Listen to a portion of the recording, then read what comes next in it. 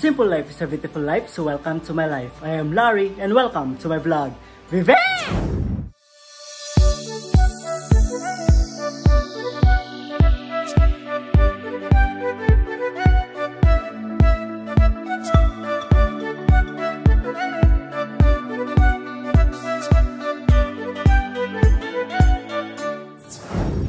So today's vlog tayo ay magluluto ng Mickey, yung aking paborito na Mickey soup. Kung hindi nyo alam yun guys, panoorin nyo na to dahil ipapakita ko sa inyo yung isa sa mga favoritong soup.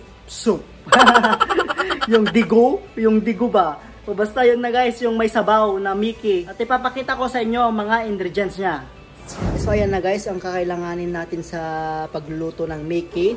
Meron tayo dito yung atsuete, paminta, patis, yung mga pampalasa, sibuyas, bawang, yung onion leeks, at saka tong Mickey. Ito yung tinatawag nilang Mickey guys. So papakita ko rin sa inyo kung paano ko ginawa in 3, 2, 1. So bali guys, ang gagawin natin ngayon ay yung noodles ng ating Mickey. So ito ay yung flour. Regular flour lang ito guys. Republic flour ang nakalagay sa sulat. Yan, 37.50 ng 1 kilo. So magmamasa muna tayo ngayon. Ito ay lalagyan natin ng tubig. So, papakita ko pag once na nalagyan na siya ng tubig. Bali, ito na guys yung nalagyan ko ng tubig na harina. So, mamasahin natin to. At imumold natin. At gagawin natin siyang noodles. So, diba? Lagay ko na dito guys. Bali, itong lamesa natin, nalinis ko na po yan, kaya don't judge sa mga judger dyan. At nakapaghugas na rin ako ng aking kamay guys. So ganito lang gagawin natin.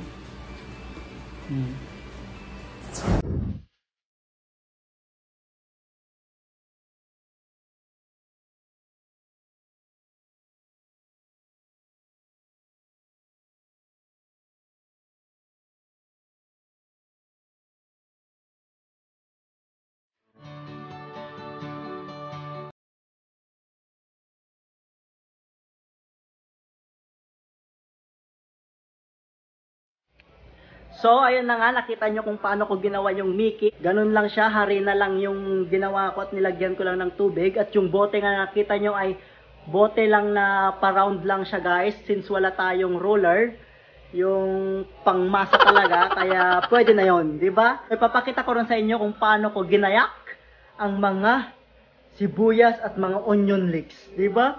Ayan guys, oh, actually nakakaiyak talaga yung sibuyas.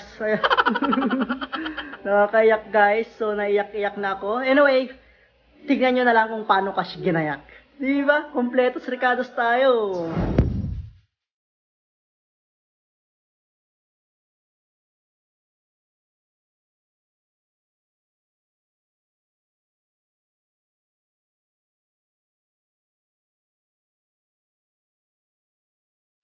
Kaya tara guys, simulan na natin ang pagluluto dahil gutom na naman tayo. Let's go! Bali ito guys, maggigisa muna tayo. Unahin natin yung bawang.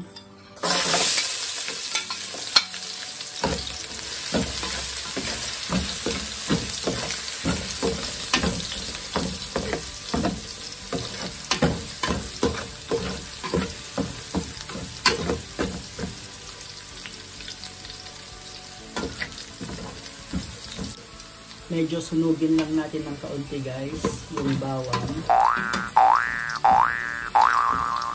Oo, susunugin talaga. Literal masunog. Para may lasa siyang mapait-pait. Ayan. Pwede na yan at ilagay na natin yung sibuyas.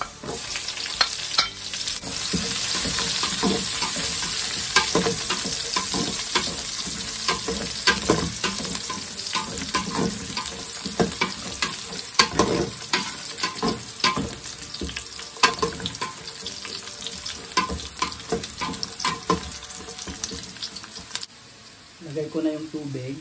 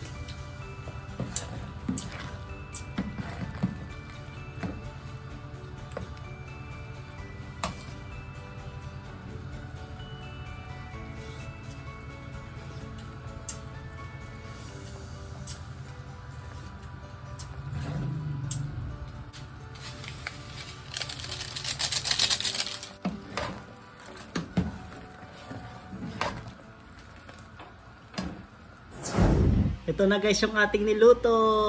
Charan! So ito yung tinatawag naming Mickey soup. Diba? So simple lang siya na sabaw na may noodles. Pero napakasarap niyan guys.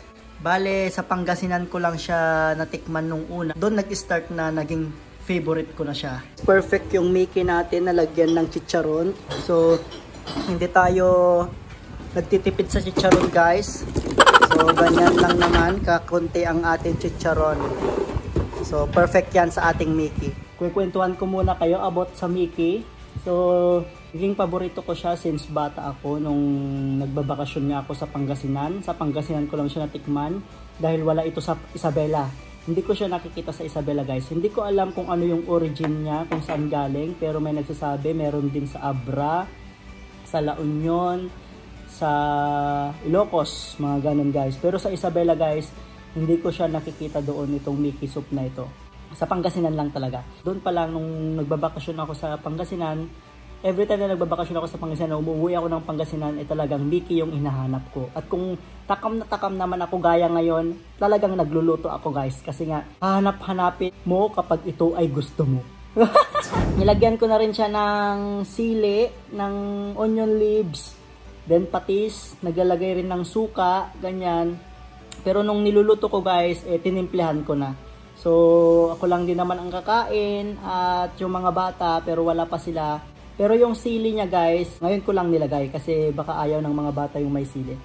Kaya yun lang guys, kakain lang ako at hanggang dito na lang din ang ating vlog. Hanggang sa muli, peace out and be safe.